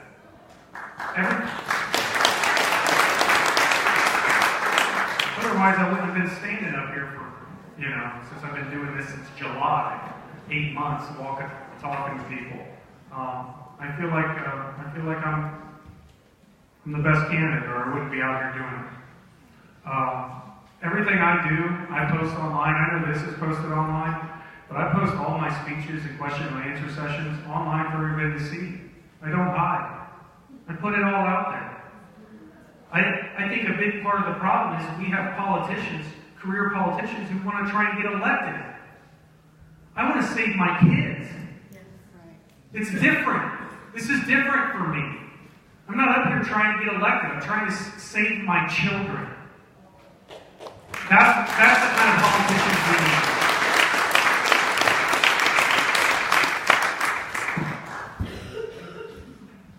Well, the national spotlight is it working? There we go. The national spotlight is going to be on this district, and I want to show people that Democrats can stand for something, that Democrats can win the right way, and we are going to lead by example. So in this campaign, I've sworn off corporate donations, and despite doing that, we have raised money person to person. We know how much it's going to take to win, and we are going to raise it. We have raised more money out of anybody who's filed in court of for. So we're going to win this the right way, and we get a chance to show the nation that person-to-person grassroots politics is the brand of the Democratic Party, and we get to change that right here, right now, starting when we go hit doors tomorrow. So I'm excited for that. And then I'm excited to show the rest of the nation that we can campaign on what we believe in tough districts and win, because people respect honesty. Right? So we will go into the tough areas of this district and we will say, look, we're going to fight for single-payer health care because that's part of your benefits. Right? We're going to go out into this district and say we're going to support a national jobs program that's going to put people to work and put money in pockets and get community infrastructure out of that. We're going to stand on what we believe in and show the rest of the country that we can win back voters we've been losing for years if we run principled campaigns that are people-driven. And that's what we're going to do right here.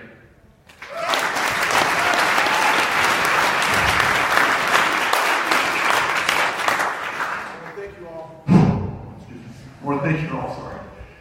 Thank you all for coming here tonight, spending your time with us, investing your time. It's so important for our country, for the 12th. I want to thank you again, Indivisible. I just want to leave you with a few thoughts tonight. This is the bellwether.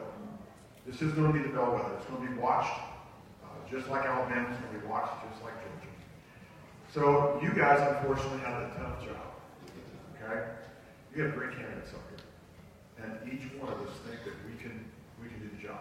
We wouldn't be set up here like John says. He's right. The unfortunate fact is only one of us is going to make it through. And on the other side of that, they're going to face opposition like they've probably never seen before. It's going to be huge. Lots of money, lots of power, lots of attention. They're going to do everything in the world to push the Democrats back away from the 12. We have been there a long time.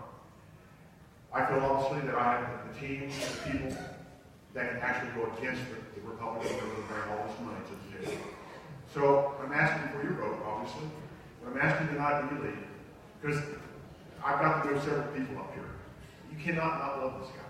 He is awesome. I mean, and I've got to know John because I grew up on a farm. And I got to know, Jackie. So it's getting to know people all down and Ed. They're wonderful people.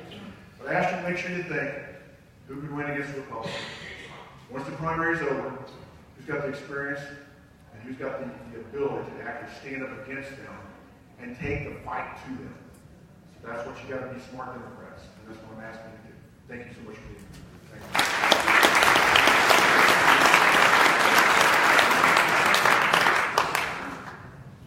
I also want to thank everyone for coming out this evening. This is an important race. We are at a crossroads in our country. Among the many challenges that we face, the biggest is getting our financial house in order so that we can repeal the Christmas tax gift to the wealthy and put the money back in the pockets of the middle class, the senior citizens, those who are on Medicaid, and provide universal health care for every man, woman, and child in this country, which is the right of every citizen. There is much that we need to do, but the first thing we have to do is restore fiscal responsibility and responsive governance in Congress. Thank you. I hope to do that.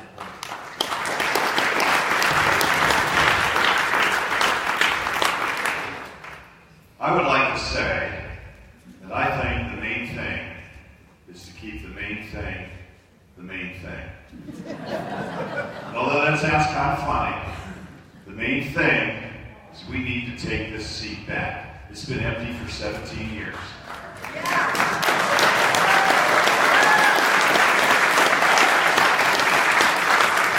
I would like to be your representative, and I will fight for you. I will use ideas that I have. Frankly, I'll use ideas that you guys have. I like these people up here. I even like my new friend, the Republican next to me. And Joe, who met me on the campaign trail last year. You know what I like about tonight? It's been civil. It's been instructional. Been a lot of good ideas. And I really like the fact that all of you stayed the whole time and listened to us. It's a long time to sit and listen. With your help, your energy, you're the guys that knocked on the doors. You're the guys that got the petitions signed. You're the guys that showed up at these meetings. Sarah and Mia, you put this group together. This is our army. We're going to take this army. We're going to take this seat. We're going to take our Congress. We're going to take the country. And we're going to make it work for us. I'd like your vote, but if I don't get it, just remember this. The main thing is to keep the main thing the main thing. Thank you. Good night.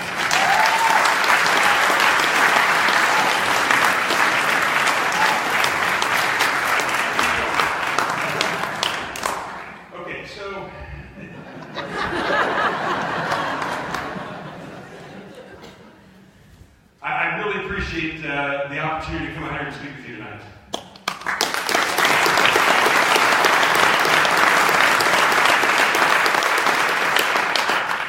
If you don't know who Carol O'Brien is, she was endorsed by the Delaware County Republican Party.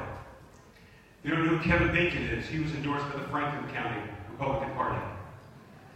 Troy Balderson, Muskingum County Republican Party. Are those the people that you want representing you?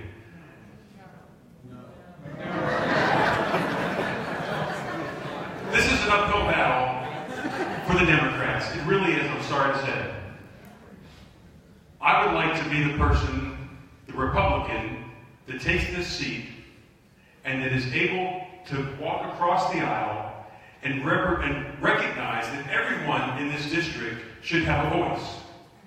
And so I'm asking for your support in May, also in August and November, but particularly unless you want one of those career politicians or Washington insiders to win the seat, I'm looking for your support. Thank you.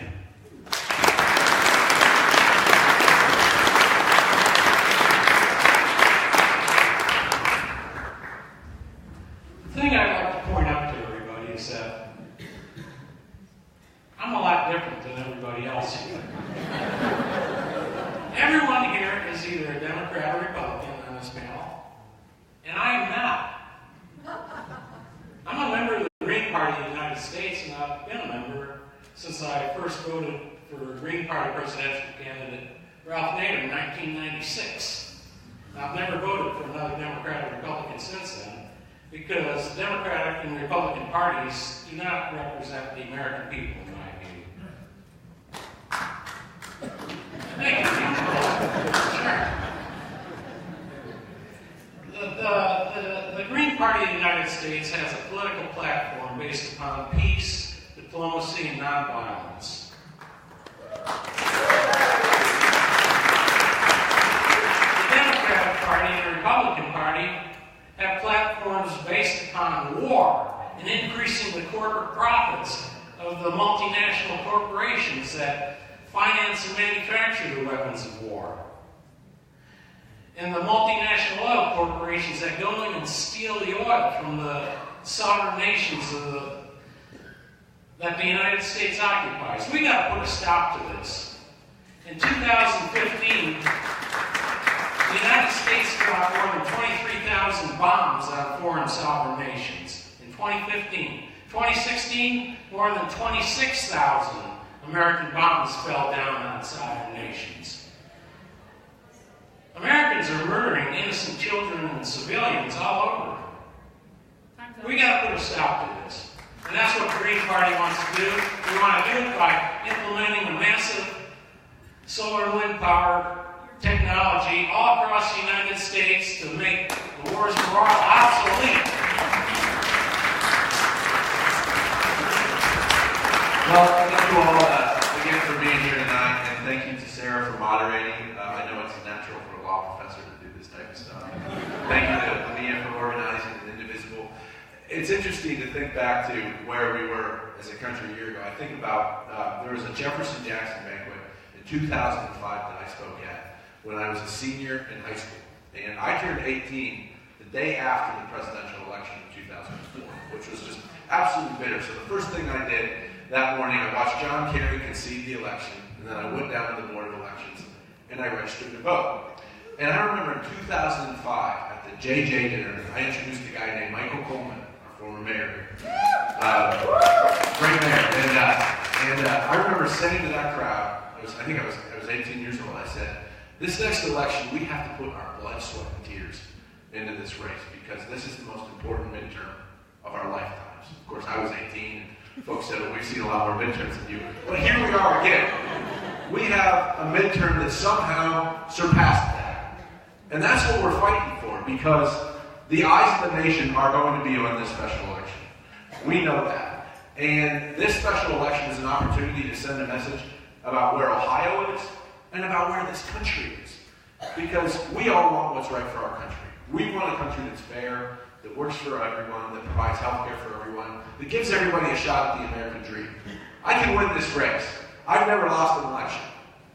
I went 2-0 in 2016, and I won because of family members like my Uncle Buzz, who's here, who was out knocking on doors today in Delaware, like my mom, who will be camped out at early vote, like every single O'Connor, and there's a lot of us, as you might imagine by my name, who will be all over this entire district talking about why we need to turn this country around. Thank you, sir.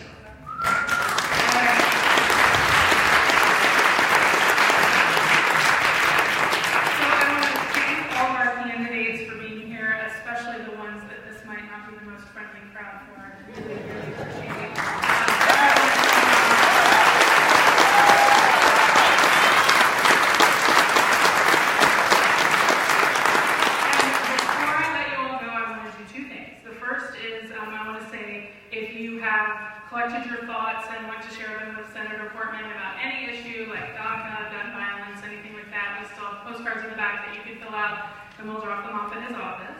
And then the next thing is I want to talk to you about the election.